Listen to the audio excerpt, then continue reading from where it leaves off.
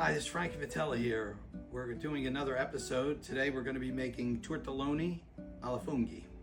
Tortelloni is a bigger tortellini, basically, is what it is. It's a very good pasta. If you notice, we're in a different kitchen today. We're down the shore today and enjoying this weekend. This is the pasta we're going to be using. It's Conti's. It's another local place in Vineland, New Jersey. I believe they're in Vineland, New Jersey. What tortellonis are, they're a big tortellini, is basically what they are. Very good. We're using shiitake mushrooms today, which you see here, which you have to cut very thin, but the mushroom itself is excellent. It's a very good mushroom to use. It's very sturdy and durable, and it just tastes really good. Also, we're going to be using Prosciutto de Parma. That's our prosciutto. As you can see, I sliced it. We're going to be using two cheeses today. We're going to be using Parmigiano Reggiano and Pecorino Romano. What I'm going to start with is clarified butter. Clarified butter is, you melt the butter. I had it on a very low key, and once the butter separates, you'll see in here milk solids and water that are in butter that you want to get out. Most restaurants will use clarified butter. When they start to saute dishes, it's not burning or anything like that. So here I'm just skimming the top of it off.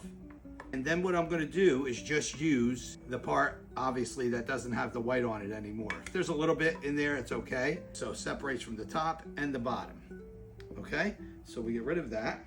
Why don't we go to the stove and put it together? So this was the clarified butter. I skimmed the top, and then in the middle is all the good butter. Solids down there, you don't want them. So this is about a stick and a half of butter, because by the time you melt it and clarify it, there's not that much left at the end. And you don't have to do that. If you don't want to go through all that, you can just melt the butter and do it that way, but this is the way I do it. We're gonna add our prosciutto. Cook this prosciutto, and you don't want it to, you certainly don't want this to burn it off. So you need to keep it on, but you need to keep an eye on it. And you want that to cook for a few minutes to get all that flavor in there. And this is a very simple, quick dish. It's something you can make in very little time. Once you have everything prepped, it's pretty easy.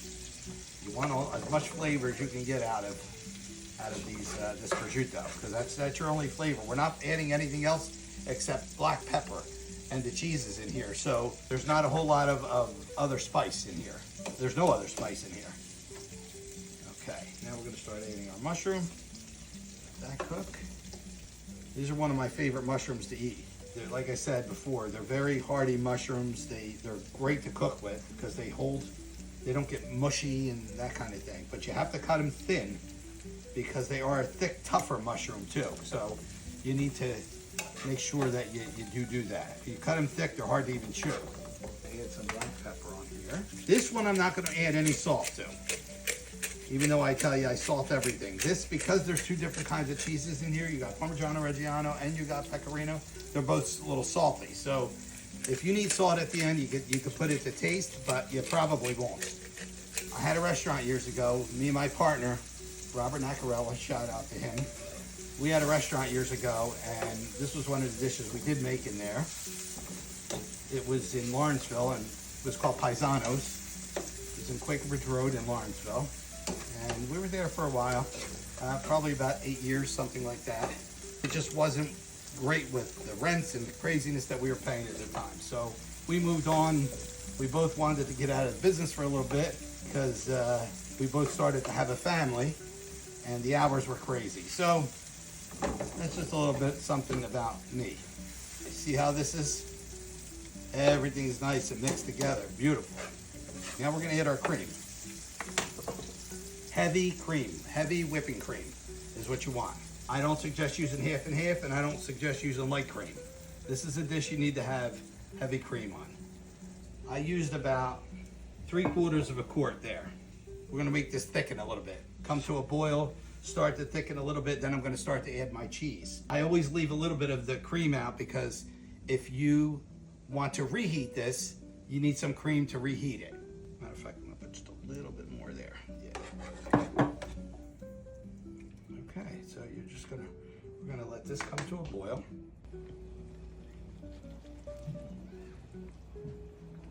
This is a rubber whisk here.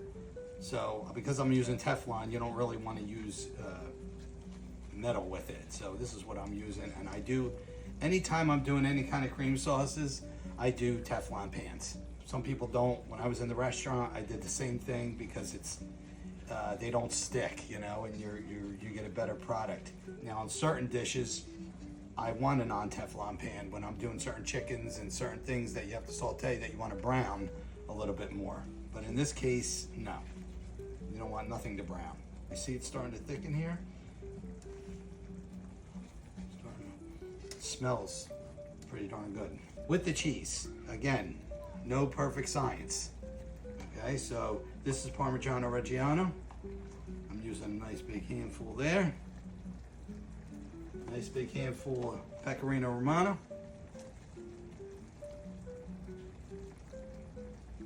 We're gonna let it thicken a little bit more. This is the consistency you should have.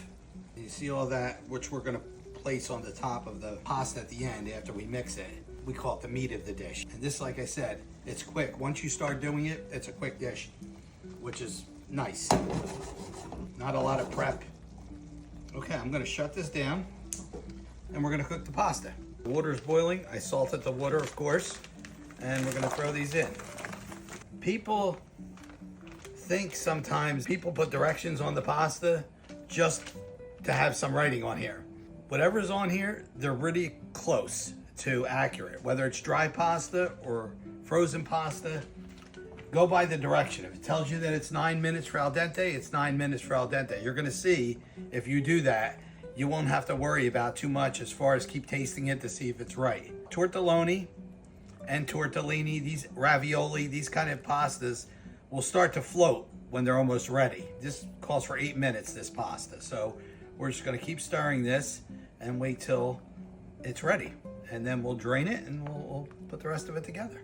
If you're looking for a little side to go with this, I put together a little tomato salad. We're in Jersey, we have great tomatoes, especially this time of the year. So it's just sliced tomatoes with a sweet onion. These are Vidalia onions, because I'm still getting them. A fresh basil on top.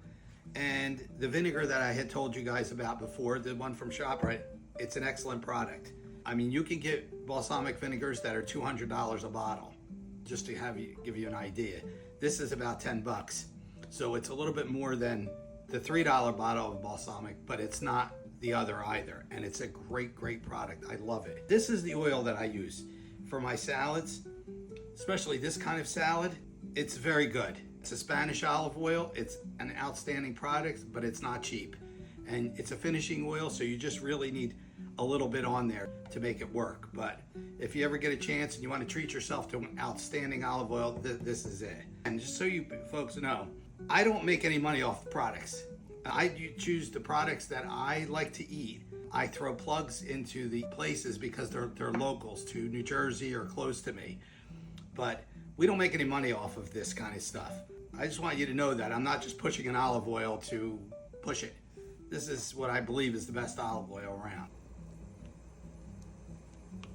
All right, I'm gonna take the pasta off of the stove and I'm gonna drain it.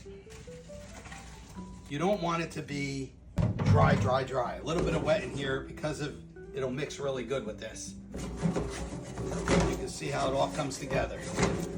Look, beautiful. Now, I'm gonna tell you right now, this is not a dietetic dish, by no means. This is heavy cream, cheese. This isn't the day for the healthy dinner. Okay, I'm gonna plate it and we're gonna show you the finished product. And then you wanna get all these little mushrooms, you know, and put this on the top of your plate a little bit. We call it the meat of the plate. Get that plate nice and clean. Okay, here's your final dish, what it should look like. And I hope you enjoy it. The basil is just for a little decoration, so it doesn't have any basil in it. There's the products, and I hope you enjoy it. Until the next episode. Good food, good memories. See you soon.